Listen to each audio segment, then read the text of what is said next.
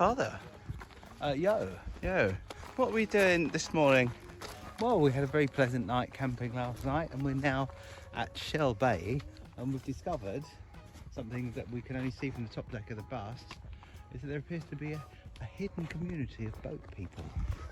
And I just want to be nosy and see what it's all about. That's Brownsea Island over there. And so we took the van into Swanage, and then we got the bus, so we don't have to faff around with cars. I know, I've got the all-important walking poles. It's highly important. Yes. I want to know if these people live here. Should we go for the walk? Let's go for the walk. Let's go for the walk. So this is what happens when you let people build. You just ruin the coastline. Ruin it. You've got Bournemouth down there, and Sandboats, and the chain ferry that we no longer take because it costs more money. And, yeah, this is the lovely, lovely coast. And you can just about see the Isle of Wight in the distance.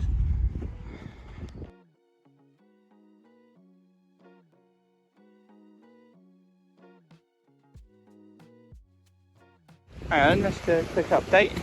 We've walked almost a mile. In 30 minutes. 30 minutes. There's old Harry's rocks all the way over there.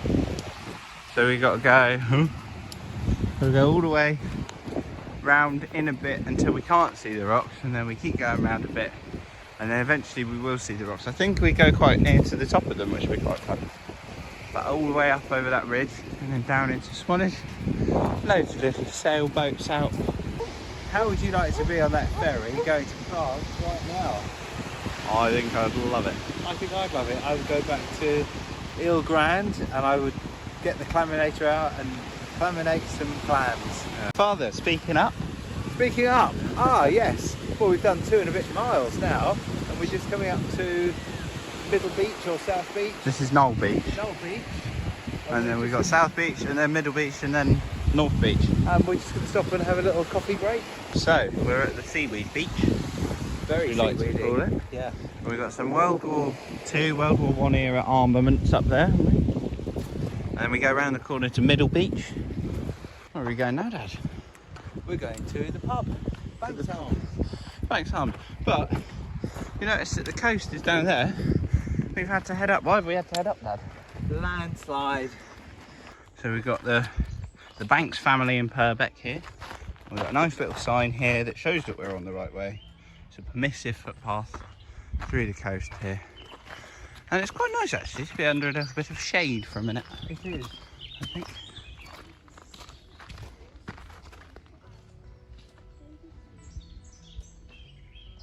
Yeah. So, what's this thing? Some kind of a gun emplacement thing or a watching thing made out of concrete, and if you can go into it, you can actually see. Yeah, it does smell a lot of weed It does. and damp. Let's not go in. Yeah, I believe they used to pump oil out to sea, didn't they, or something, and then set the oil alight, or that was one of the possible defences they had. I believe it was. Yeah. They've made life a lot easier, haven't they? Absolutely. And you now need to go on to an app. Oh my God, I've actually got taken out. I'm just going to go in and order. This is the first bit of the path that I don't think I've actually done in a stint at one point, either recently or many years ago. I have definitely done this, I recognise it now, but it would have been a long time ago. Was it before these health and safety gone mad signs telling you that there's a cliff where there's a cliff? Probably, because I've remarked on it. That's it. That's absolutely lovely. We're about a mile from the rocks. I think we just passed a little waymarker stone. There's lots of cyclists along here.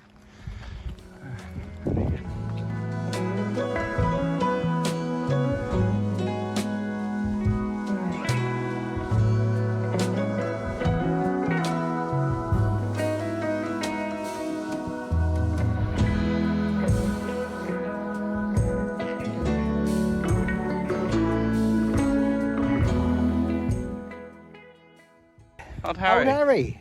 Old Harry. Named after the footballing, the legendary footballing manager legend, Harry Redknapp. They named the rocks after him. Ah, didn't know that. I thought it was named after Harry Potter. Or Prince Harry. And there's the sailboats still. We call them yachts. The Americans call them sailboats. We call them yachts. Right, now it's an unprotected cliff, and we know that I like to go jumping off of unprotected Please don't cliff. go, because the helicopters have left now, so they're halfway home now. Do we reckon if I run really fast, I can make the jump onto the next one? If you do a hop and a skip. Hop and a skip. Right, let's go. You would have thought they'd be possessive, wouldn't you? Old Harry's. You would have thought But it's so. old Harry. Yeah. And there's some people preemptively waiting to catch us if we fall off.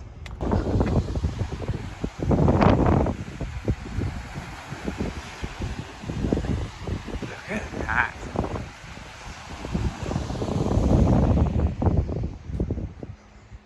And another big polluting vessel over this side. Markedly calmer over here. Call this little peril path. You can see where everyone's steps that's already starting to fall away. They can walk all the way out to the end there. Oh my goodness. Look at that there. That's pretty special. And you've got some yachts, as Dad says. I wish I could get to that island though. They should make a suspension bridge the whole way. What they're fishing for if they're diving, they must be diving. A little tiny boat. There, I can see there. Father sitting there. Posting to Twitter, I mean, to be fair, I'm filming as well. I reckon that's the school trip. School trip down there. Following us.